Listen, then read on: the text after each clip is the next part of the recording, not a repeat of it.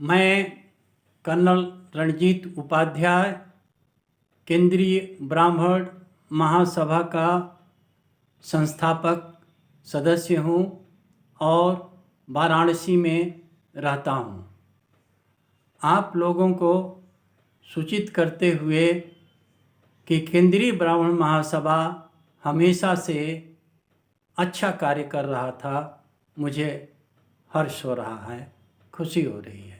लेकिन यह संस्था किसी कारण से आप लोगों को विदित है कि कई भागों में बंट चुकी है। इसको ध्यान में रखते हुए हमने जो कि संस्था का कार्य हुआ है उसको हमने सभी को बताया और आप लोगों को भी पता है।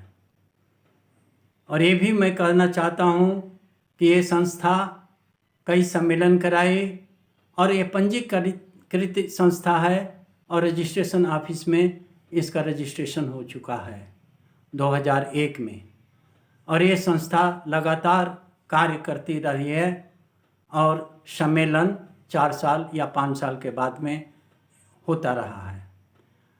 हम लोगों ने इस ब्राह्मण संस्था को बनाया था ताकि अपने समाज के साथ मिल करके और सबका कार्य करे, केवल ब्राह्मणों का ही नहीं, पूरे समाज का।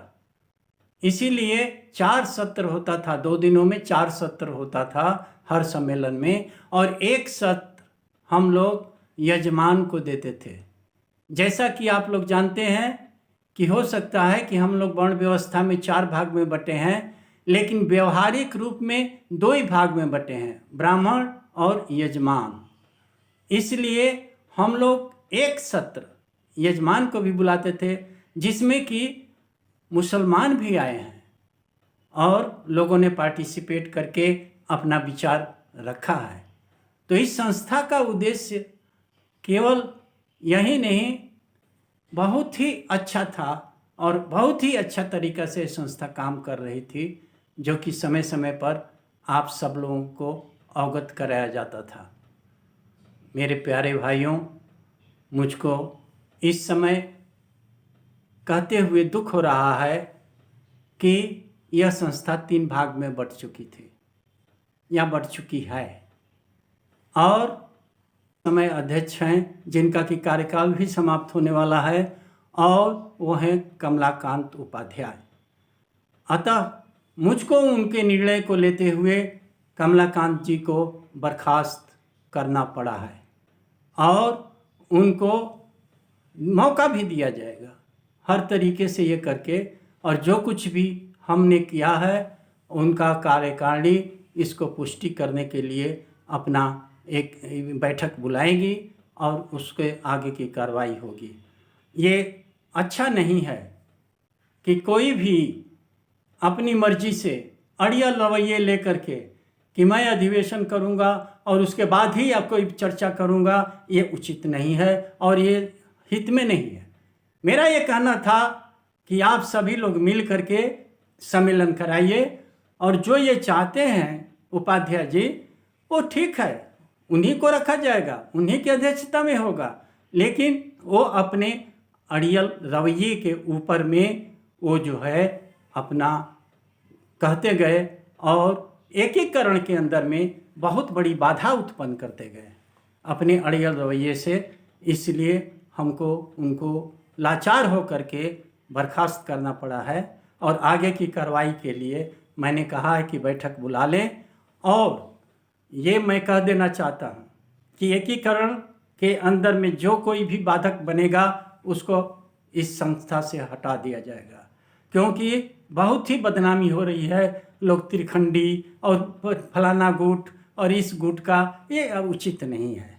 एक अच्छी संस्था चल रही थी और चल रही है, जो कि हम लोग प्रयास कर रहे हैं, लेकिन जो 3 भाग में बट गया है ये संस्था के ऊपर कलंक है, और इस कलंक को दूर करने के लिए कुछ भी करना होगा तो हम अकेले नहीं करेंगे, हम जो कुछ भी होगा समिति के आख्या को लेकर के ही किया जाएगा।